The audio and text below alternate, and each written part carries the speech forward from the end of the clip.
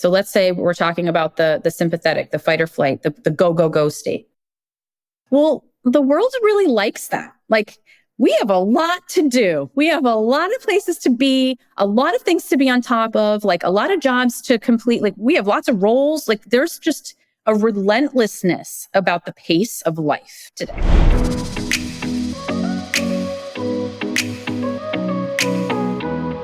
Do you ever feel like you're living in a constant state of fight or flight mode? Or do you ever feel so overwhelmed that you just shut down and then you beat yourself up for not doing enough? Or maybe the opposite. You feel like you are always go, go, go and cannot slow down, even if your life depended on it. And you just have so much trouble dropping into your body and feeling present. In this episode, I talked to Stephanie Bonastia, a binge eating and body image coach who has joined me today for a conversation on regulating the nervous system. Today, Stephanie teaches us how to slow down and reconnect with our bodies so that we can be more present and get more out of life through and with our bodies. This episode is full of some really helpful wisdom that I know will change your life. So buckle up and get ready for this episode of Full and Thriving. Hello, Stephanie. How are you today? Hi, Meg. I'm doing all right. How are you doing? I'm doing so good. It's so great to finally chat with you. Thank you for having me. Oh, you're so welcome. Thank you for being on the show. You're welcome. Well, before we dive into our topic today, which is nervous system regulation and stress and burnout and how all of those things are related, I would love to hear more about you. Can you tell me a little bit about your background? Sure. Gosh, there's a lot of things in my background. So I am a binge eating recovery coach and a body image coach, but I also more recently started looking at somatic therapy. So I've been training to become a somatic therapist, which I know a lot of people don't know what that even is. And I didn't either a few years back, and I can get into it. But I started looking at that because I was working with people who had a lot of background with trauma, whether that was capital T trauma or lowercase t trauma. Just a lot of patterns were coming up in the work that I was doing around that. And it started to help make me think about my own history with anxiety and depression and my relationships and the way I handle stress. And, those kind of puzzle pieces started informing what I was doing around food and body image coaching. And it became kind of this larger concept. So I'm kind of self-evolving alongside of my own work. And outside of that, I'm a mom of 3 kids. I live in New Jersey. I grew up around here. I'm an occupational therapist by training, and I recovered from an eating disorder after 25 years. So I've had a lot of different things going on in my life, and I live to tell the tale. I love that. Thank you for giving such a comprehensive overview of who you are and the background you bring. I think everything kind of informs where you arrive, right? And it sounds like you are transforming a little bit, just like I'm transforming. The show's officially transformed. So one thing I'm curious about is, what exactly is somatic therapy? Okay, so somatic means of the body. And that wouldn't have piqued my interest at any point, mostly because I'm a thinker and I prefer to stay cerebral and to intellectualize everything and to psychoanalyze everything. I love it. I love therapy. But I had a lot of, how sometimes you're in therapy or you're on social media and reading Instagram posts and you're putting a lot of pieces together and you're having a lot of insight, but your behaviors aren't changing or the feelings aren't changing. And I was like, there's must be some kind of missing element here. And I started to think about the way that you can sometimes know something in your head, but not feel something in your body. Like, something is true, but you don't feel like it's true or something like that. It comes up a lot in body image work. And I didn't remember. I don't even remember how I came across it, but this idea of a somatic therapist and I ended up sort of talking and getting to know each other a little bit. And she was talking about the way that the body is like part of that knowing, and the part of our system is through our nervous system and what the nervous system is telling us and how that's different from what the brain is telling us and like our conscious knowing. So long story short, I kind of got into somatic therapy on my own, and that was looking at the way that my sort of nervous system was processing information, processing stress, and how it needed a much longer trajectory of like handling stress than my brain did. So my brain would understand something and get over it, but my body was like holding on to stuff. And that would show up in terms of like, I would have tension headaches, or I would have stomach sort of disruption and digestive distress, or I would have rapid heart rate, or just this feeling of tension in the body that I kind of was operating at a level like that most of the time. So I started to sort of look at the body and to understand like what's going on in my body that's giving me information that my brain isn't able to give me. And how do we work with that? And how do we help it? Like, how do we process stuff that might be getting stuck in the body and process it through? So somatic therapy is not talk therapy. It does involve talking. And of course, there's parts, we're obviously communicating, but it's stopping the talking a lot of the time to sort of pause and interject in the spaces where you can see an emotion kind of come up in someone's storytelling, or you can see their body sort of bristle at a memory or close off a little bit when they're talking about a certain person in their lives or something like that. It's kind of stopping and interrupting and just kind of checking in with the body and learning what signals are coming from that and where things might be happening, and then giving it lots of time and space to like tell its own story and to come up and process through. So it's totally different than most things are that we've previously come to identify as therapy. Well, I love that you bring up that interesting piece of the puzzle where sometimes logically, intellectually, we understand things. We know we need to take action on something, but then we're holding ourselves back in some way. And so what I'm hearing you explain is that sometimes the body is holding us back in a way because it's still processing what the brain's already processed, which is such an amazing and interesting concept to me. Could you share a little bit more about that example in your life? Like, what were you experiencing so the listeners can kind of wrap their heads around that a little more? Yeah, and that's a great question because examples are always so helpful. So I grew up quite a timid child, and I guess you would have described me as shy. I did not have a lot of self-confidence. And I grew up in a household where there was an alpha. And there was a, like sort of like a what I say goes kind of idea out there, that I lived in. And so I kind of learned how to, that what I said didn't necessarily get seen, didn't necessarily matter. Maybe it wasn't worth saying. So that's childhood, right? And all this stuff happens in childhood and we just keep going our merry way. And as an adult, what I was noticing is that in times where I had an opinion about something or I felt strongly about something, that I would be sort of in conversation with someone. Now, this wouldn't be friends or family. It might be like in the workplace. And I used to be an occupational therapist, and I might have thoughts about a patient that we were seeing. And I would notice that I would sort of freeze in conversation, not visibly, not like in a way that you might pick up on, but I could tell that I was like in this conversation, I was just, I just, also my mind would go blank and I wouldn't be able to like articulate what I know that like outside of that moment I thought, and I could get in touch with, and I had these thoughts. It was almost like, and I had this, actually, I used to say like, I'm just so boring. I can't, I never can think of anything to say, which I've learned to not be true at all. I have lots to say, but I was sort of going to this freeze state, and it was kind of understanding like outside of it, my brain was like, why can't you, say points A, B, and C? Like, why aren't you able to connect with yourself in conversation? There's nothing to be ashamed of. There's nothing wrong with your opinions. They're valid. Like intellectually, yes, we understand. But something in the body was sort of saying, you can't, like, just hold back because, and of course I didn't know what because was, like, I don't know. But the body was kind of saying like, there's a pattern we're detecting here of like, if you say something, you might just get steamrolled, or maybe that's going to be invalidated. Maybe like you're going to feel stupid if you say something. And, without being able to understand like why I was freezing in social situations, because cognitively it didn't make sense, but the body was kind of still holding on to these stories I had growing up around not speaking up and not feeling safe enough to speak up, and that might not get me anywhere at the end of the day and might even get me in trouble. So slowing that process down and learning how to work through like the freeze, which is an element of the nervous system that we can talk about, was helpful for me to sort of break down what the body was still holding on to in terms of fear and in terms of like just what made sense for it based on memory. That didn't necessarily, it wasn't still true in my current moment, but it was true at one time. And the body was still kind of like remembering that and saying like, hey, maybe we want to just pause here instead of rushing to say something and just in case.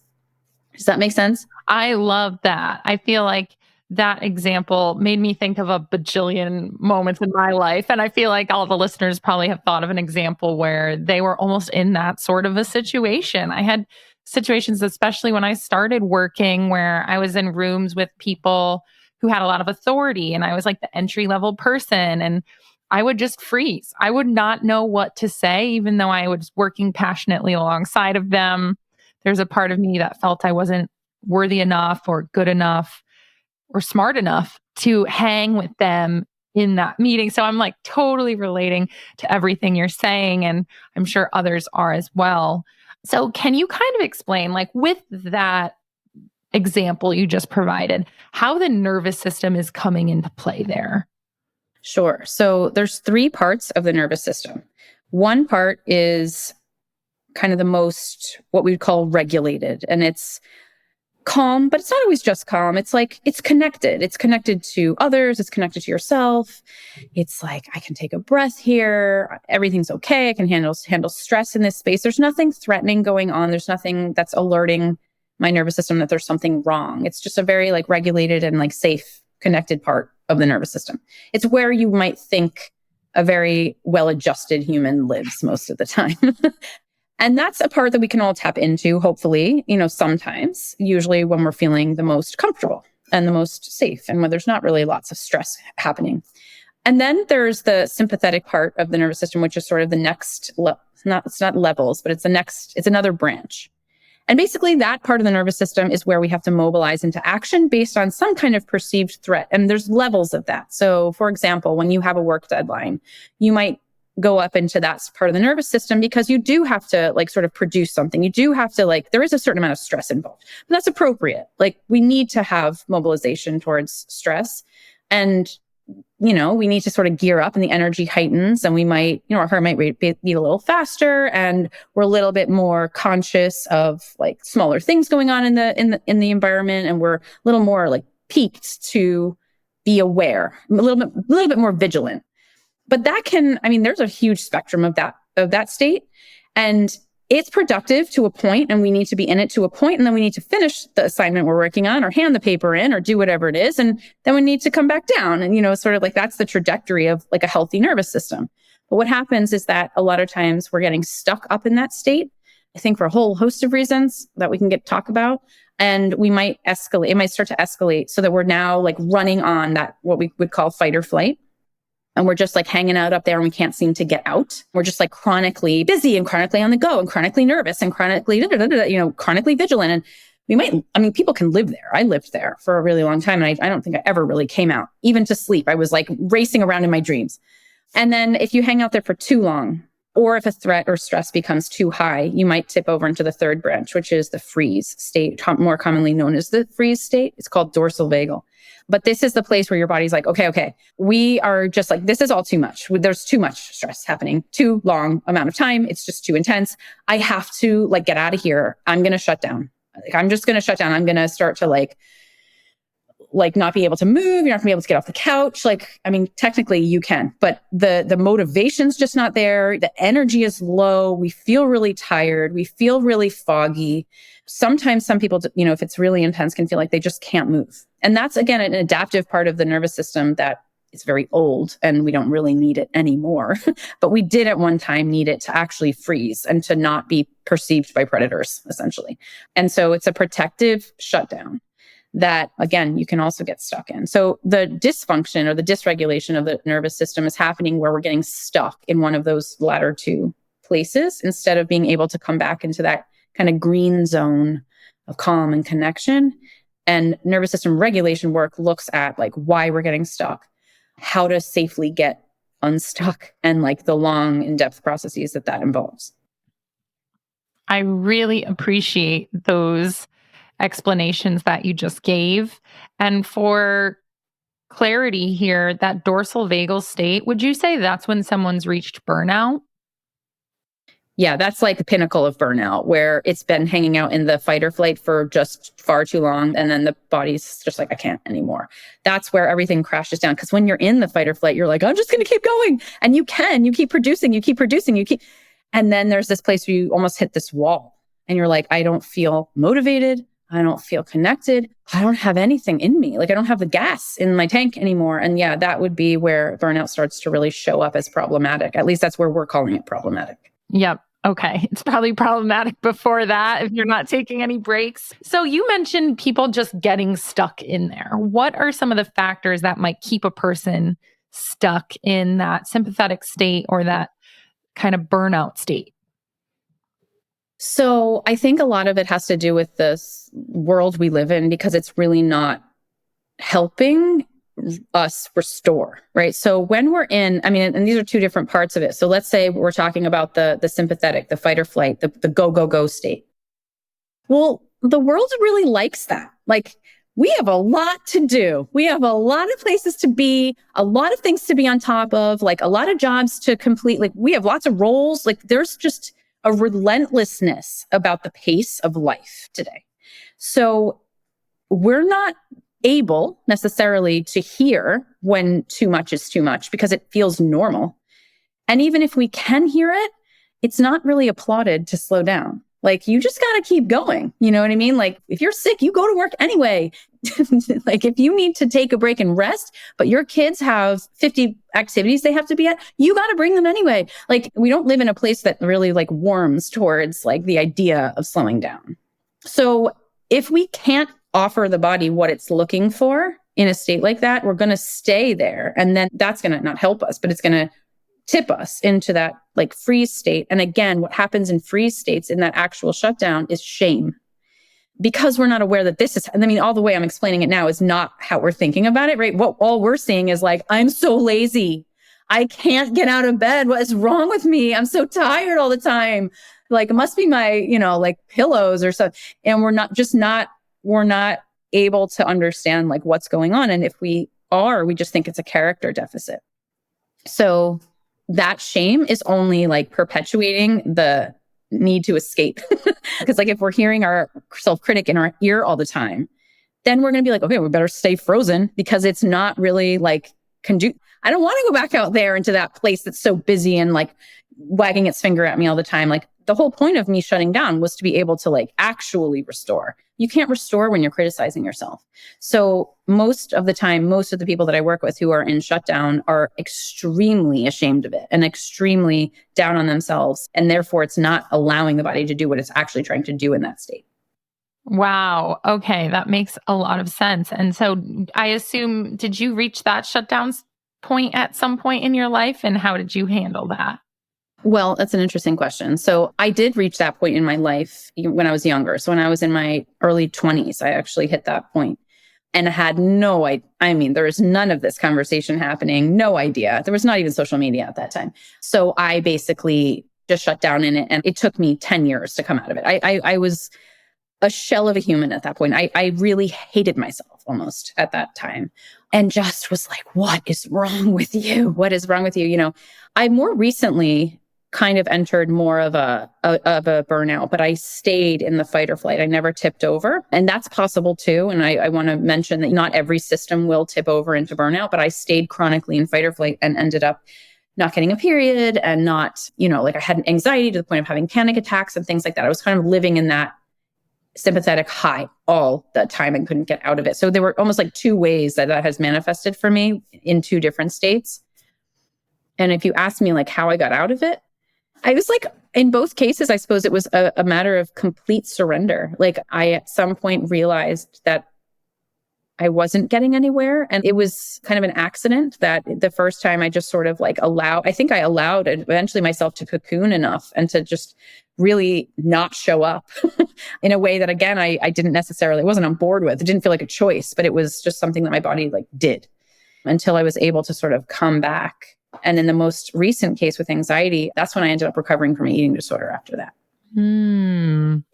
Wow. Thank you for being so transparent with both of those different states in your life. And it's really eye-opening to think that someone could be stuck in that state for 10 years. Like you mentioned, feeling a state of shame for 10 years is such a long time. So it's no wonder you've been really opening up to this idea of somatic therapy, right? And this idea of regulation of the nervous system, because it answers probably so many questions that you had during that time. Yes, this idea to me when I learned about this. It made so much sense because I know that I'm not a lazy person. I know that I'm not a disconnected person. I know that I'm not somebody who has no ideas, to my point about freezing. And like, I know this, but it kind of gave me this lens on, okay, maybe there's stuff going on outside of my awareness, like that I'm not perceiving because it's happening under that level. And this makes much more sense than it does for it to have been just a matter of not having enough willpower. Like that just never felt true. So this was an angle I could really get into. And the more that I've learned about it and the more that I've trained in it, and the more I have clients who are going through these exact things, understanding right, we're not all, just lazy people or anxious people even. It's just that there's a series of things that happen that will put a nervous system in this place. And when you can work with that, you can watch someone come out of it. So it does follow the trajectory of the theory, when you actually put it in action and implement it with people and help their nervous systems feel safe enough to actually move through what they're asking to move through. Okay. Yeah, absolutely. So on that note, do you have any, I guess, practices for people who are living in that dysregulated state, how they could start bringing themselves back down to that more calmer, connected place? Yeah. So I think about it, I suppose, in two different ways. One is the acute moment, and one is this longer term thing, right? So when I'm saying I was in shame for 10 years, that didn't mean I literally never got off a couch for 10 years. There were times when I, certainly went out and did things, but in grand scheme, there was a lot of low energy. So, talking about it in the longer term way, more of an overarching way, I think learning about this is one of the most important things to do. Just kind of keeping your ears open for people or books or podcasts or articles that are talking about what this is, and learning about it and kind of applying it on an ongoing way to what you're experiencing, because that will do a lot to deconstruct the shame about it and to understand okay, maybe it's not that I am unable to do things. Maybe I need more rest, and maybe I need more rest than my sister or my friend or my partner, because I'm clearly in a state that they're not in. And so understanding that, I think, is huge and foundational in the grand scheme of things. And then acutely, there are things to do when you're inside of a state like that in the moment and can't seem to pull yourself out of it. And I'll give an example for the two different states. So I tend to run, at this point in my life, a little more on the anxious side. So I will be more prone to staying in the go, go, go kind of place. I can pretty easily stay there unless I'm mindful enough to say we need to kind of come down a little bit. So my thoughts will get busy. And sometimes that's really helpful for me. I work and it helps my work. Again, that area of the nervous system can be productive. But if I notice that my thoughts are getting really busy, or that I'm sort of in a zone and I feel I almost can't take a break, I can't stop. Maybe I can't, I'm I'll just work through lunch, and I'm no, that's not good for me. I need to be able to kind of come down. Going right into the body. And I like to put one hand on my forehead and one hand behind my neck. And the second, I've been doing this for so long that the second I do it, things just start to slow. And there's a feeling, a little bit of containment in that. And I usually get a breath, which just came out. And again, the first time I did that, nothing happened because my brain was too busy. But I've worked for a while on letting my body have a voice a little bit more. So when I'm using these kind of techniques, the body's oh, thank you. Thanks. You recognized that we're working really hard, that we're going too fast, that we need to take a break. I know what this means when you put your hands here. It means that you're listening and that you're trying to slow me down. So I'm going to take you up on that. And I'm going to my heart rate will decrease. My thoughts will get a little quieter. I will be able to put my shoulders down and sit back in my chair, right? After practicing this for a long enough period of time. So it can be just a simple, a practice you're trying out in the beginning, but it can eventually turn into something that your body really absorbs like a sponge. And it's kind of thank you for stopping the thinking brain and turning on just the kind of the body awareness. For the freeze, that's where your body really does just kind of want to it doesn't want to move. And so just giving yourself the space to actually sit back, to actually lay down. I love to lay on the floor. This is something I've been doing actually since I was a teenager. And my parents used to be like, why are you on the floor? And I didn't know why. I just I would used to love to go on the floor and just sit there or lay there. And now I understand that I really was actually trying to ground, literally. And sometimes I will still, if I'm feeling really like I'm almost tipping over into that freeze, I will either lay down on the ground, or sometimes I'll get in my bed and pull the covers up and just cocoon for a little while and let myself do that free of charge, free of you better get back, you better not worry. Why are you so, that's not helpful. But to give yourself 10 minutes of free time to just be, to just lay, to just chill. And again, you have to work on that too, because there's going to be a lot of chatter about it. But if you think about it as this is a practice for my nervous system, that's what I'm doing right now. Sometimes that's a way in. It'll bypass your intellectual shaming voice. Okay, she's actually doing something now. This isn't what it looks like. It's almost like a productivity hack, but not really. Exactly. And you know what? If that's how you get in, then that's how you get in. Because a lot of people will feel I can't. I hear that from clients all the time. I can't give myself permission to take a break. I should be doing something. There's a lot of that in the world right now. So if you say, okay, you're not doing something, you're actually restoring your nervous system. This is a practice that you're doing to see what happens when you do this for a week straight, or for, even just one afternoon when you're noticing that sluggishness come up. Give it time, because what the nervous system needs more than our brains do is time. The nervous system processes things so much slower. It needs more time to really understand what's going on and to work through it than your brain does. So giving it that time is really important, even though your brain will be running interference on that, telling you that you should be done by now. You should really be over this by now. But your nervous system's no, I beg to differ. Please just give me time and I'll prove it. So yeah, these are just two really, really, really simple techniques you can use in a moment, but they're more of the kind of thing that adds up over time. Mm-hmm. Mm-hmm. I really love both of those. I like the idea of cocooning. That sounds very cozy. And I think I need to do that a little bit too myself sometimes. I like how you said cocoon free of charge. Yeah, because we all know it's usually not. We're usually oh, I'm so, and I have kids, and that took me a long time to feel okay doing, especially, when there's stuff to be done. But, I get overwhelmed as a parent, and sometimes I need to, I just kind of tell my husband, I'm I just need 10 minutes. And he gets it, he knows. And I'm and I go to my room and I pull the covers, and I do. That is my little space. And I'm I'll be down in 10 more minutes, but right now I need to give myself permission to do this. And having learned to do it free of charge has then you don't need so much time. I used to lay in bed early in my 20s, and my parents would be you're depressed. You're, what's wrong with you? And there's a lot of shame about that. When I realized that what I was trying to do was to just give myself space and time, it changed. I didn't need to take up so much of it, because I was actually allowing it to happen. It's kind of like the mental restriction kind of thing in the eating disorder world. So giving it to yourself without shaming underneath it is different. It's a different experience than taking it and feeling like you're stealing it or getting away with something. Yeah, you need that full permission to really rest too, right? To let yourself give in to that moment. So while you're talking, I'm hearing all these people who are listening who are probably going to be thinking that resistant side of things. I just am not someone who can do this. This is not me. I need to go, go, go. I see the benefits of going. The world applauds me for this. There's so much on my shoulders. I just can't stop, right? That's probably where a lot of people are right now.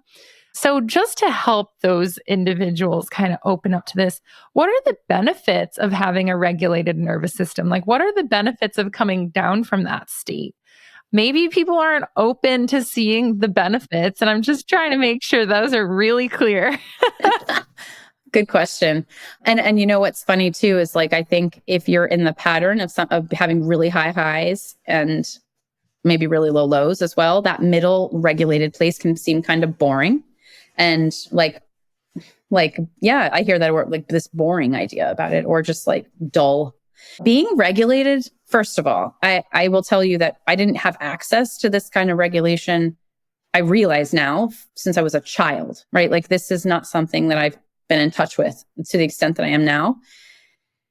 And it's life-changing in that, in not like a big fancy way. It's just life-changing in that you can actually be present when someone's having a conversation with you, or when you're doing something that you know you enjoy, instead of that you're thinking, okay, like after this, I'm going to blah, blah, blah, blah, and okay. And you're like not even really there. You're just like, you're thinking about what's coming, or you're perseverating on what's past, or you're like, you're here, but you're not here. Having a regulated nervous system like actually allows you to be in a moment, like in your life. You're just here and now, and you're not in your head constantly. If you don't know what that experience is like or can't relate to it, it might be because you don't know what that experience is like, or that you can't relate to it. And that it is it's almost like childlike in that, how kids just sort of like, they can just be, they're not worried about X, Y, and Z all the time. They're just like sort of enjoying their games or their whatever they're doing. It's like having a little bit of access to something a little more childlike, a little more fun, a little lighter. It's like you can laugh more easily in that state. You can relax more easily. You're actually much more flexibility in that you can mobilize to do something, but you can also de-escalate more quickly. So like you can perform. It's not like lack of performance. You can be in a flow state and get some work done and clean your house a little, or whatever it is you need to do. But you can also like easily be able to like disengage from that and kind of like sit down and watch a movie, and like you're not sitting in your head like the whole time thinking about what's the movie going to end so that I can do these other things. And then you can re-engage, so there's some flexibility to it that allows you to just be more present and get more out of life in a way that's less stressful. Instantly, if you relate to feeling constantly stressed, it's just like, it's not an absence of stress, but it's just a lot more ease around that stress, a lot more feeling like I can. It's the part of the nervous system that's called I can, instead of like I have to, or I must, or I can't. It's like I can, like I'm here, I can do it. Like you have a little more resilience against stressors because you can manage them. Beautiful. I love that. I like that distinction too, of like the I can do this versus I have to. Yeah. Yeah, everything feels more like a choice, and there's a little more space in it. Yeah, and like that feeling is, even as I talk about it, like, because I'm on a podcast right now, like I can feel my system's a little up, but like when I remember that, it's like the ability to like really be here and slow down and like relax your muscles a little bit. Mm-hmm, mm-hmm. I love that.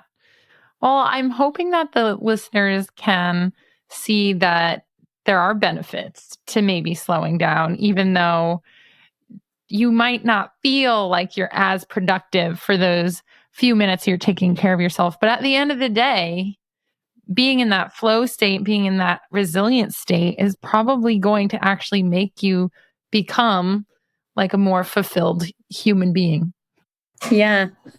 I think that sums it up. And it sounds so corny, but just as a quick example, the other day I had a lot to do. I had a lot of work, and I was busy, and I love my work. So I was doing it. But I had a gap of time like between the next time I had a client and what I was doing right then. And my husband was working from home, and he was like, you know what? It's like, let's just take the afternoon and watch a movie. We're trying to watch all the Oscars before they come out. And at one time, my other was like, no, like I can't, like, no, I want to maximize everything. And I did sort of feel like this resistance. And then I was like, okay, like, let's do it. I can. And we did. And we watched this movie, and it was such a good movie. And I cried, and it was like, I'm so glad I watched it. And I feel like it's spurred off a lot of conversations I've had since about this movie with a variety of different people. And then I went back into the work state, and I was like, that was a nice day. Like I worked a bunch, but I also like watched this movie spontaneously. And like, that is part of what I love to do. Like, I love to watch movies. I love to, like, I love it. And it's why it's part of living to me. And it just gives you a little more access into that. So you're not giving something up entirely. You're not giving up your passions and your busy, what you do enjoy doing. You're able to sort of also slow down and do other things, and then move back into the doing without burning out in the process. That's such a more balanced way of approaching your day. Yeah. I understand it's always not accessible to do it. It was like the stars aligned in that way, but it was that I could, and that I could make that choice. Whereas I wouldn't have been able to do that before. Well, it reminds me of this concept I keep bringing up, which is in my life, not on the podcast, but this idea of energy management and just knowing yourself and knowing where your energy is probably going to be at a certain point and when you need to take care of yourself and when you need to rest. Like, for instance, I just had my bachelorette party and I'm thinking about this group and like everyone's collective energy level. And like, I've been to those bachelorette parties where we have to do this, and we're going to do pole dancing class. And then we're going to do a drinking bike. And then we're going to go out and then we're going to go dance. And then it's like, so your energy is just gone. And so I was like, you know what? I'm going to plan in some chill time, some balance time. And I take pride in like putting these agendas together that have this energy management piece where like people can go take a nap during this time, like little siestas built in. Or, yeah, it's like people, I don't know if you, I mean, this sounds really funny in a way, but I like to say planned free time. Like just put a little hour or hour and a half in your day where you can let go of work or let go of everything you've been stressing about. Watch a movie that you can connect with yourself, recharge, and then get back to it. Yes. And you know how many people I feel like actually appreciate that? You know what I mean? Like we have this idea that everyone wants to be entertained all the time. And like, you know, like if you don't have your agenda completely full, that somehow like, what's wrong with you? Or you're a loser? Like, you know what I mean? Like that's somehow this like bad thing. When in reality, I'm sure that, I don't know if your friends were like, thanks, because I feel like there's like a lot of relief in knowing that I don't have to, like every second's not accounted for. Cause then we have like time scarcity or energy scarcity around like, I have to protect that now because there's no moment where I'm not having to be on. And like, we're not, I think in our brains, again, like it's a social expectation that are we all operating like that? Like, do we really want that? Or is it just kind of like the expectation, you know? Oh, such a good point. I love that because it's so true. People want a break. Like if it's their weekend or something and they're expected to go, like you have to bake in a little bit of rest. Like I do believe that's what people want. You don't want to be burned out by the time like Sunday comes around. Exactly. And I mean, I'm an introvert, so I would be like, oh, if you planned for me some built-in rest time, I'd be like, thank God. You know, like that is exactly what I need to show up for the events. You know what I mean? To actually be able to be fully there. So yeah, I'm all for that. So I guess everyone listening, big takeaway here is, can you manage your own energy? Think of it as a limited resource that you want to protect and nurture throughout the day because there's a limited amount of it, right? Day to day, you have to start taking care of yourself. So I think it's interesting how all of this relates to the nervous system and society at large and how we are expected to go. And our nervous systems can match that. But in reality, we're going to be benefiting so much more from bringing ourselves down to that calmer state. Yes. Yeah. Our nervous systems can match it, but there tends to be like a cost at some point.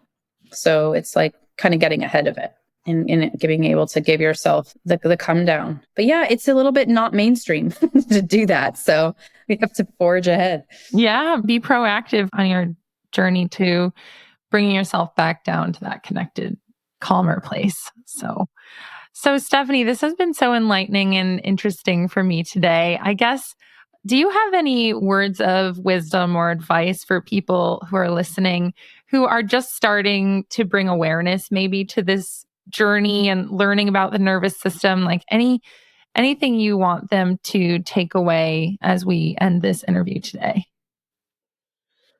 I think like just list if this is something that resonates somewhere and it's a new concept you don't have to also like go rush now to read every book about it and, you know, like research this really in depth or, you know, to feel sort of anxiety about consuming that. Like let it, I always say like the term I use is like, leave the window open on it. Like when something piques your interest, you're interested in something, like allow yourself to just like open the window and let like the breezes will come by and you'll be able to more readily sort of hear them because there's an openness to that now. And like, maybe there's something that like peaked in terms of like paying attention to something a little bit more, which is not to say like, I feel like, you know, and I too would probably be like, I want to learn more about this. What's the next podcast I can listen to about that? But like, fair enough. But to also recognize that like, there's pieces that you're not going to, it's not like something you just learn overnight or you master overnight. You don't like get a hold of your nervous system overnight. Like there's time. And to give yourself that time and to just like stay open to the messages that might come through on social media or on this podcast or wherever else that feel like it speaks to the heart of what we're talking about today. Mm-hmm, mm-hmm. Well, I love that analogy of keeping the window open, right? And letting the breezes drift in when this comes up, because it's such a gentle way to learn, right? And for people who are constantly on the go, it's not asking too much to just open the window. Right. You don't have to go and chase anything else. It'll come by and you're like, oh, yeah. So good. I think this has been really helpful. And Stephanie, it's been a true pleasure to have you on the show today. Thank you so much. Thanks so much for having me. You're very welcome. And for those who are interested to stay in touch with you, is there a place you want to send listeners, like your website or Instagram or anything? Yes. So I have a podcast as well. It's called Life After Diets for people in recovery from eating disorders. And I also have an Instagram account and a website. Both are I Am Stephanie Michelle. Fabulous. Well, thank you for sharing that. And thank you for being so wonderful and joining me on the show today. I appreciate you so much. And I hope you have a beautiful rest of your day. Thank you. You as well. Thanks, Meg. You're welcome.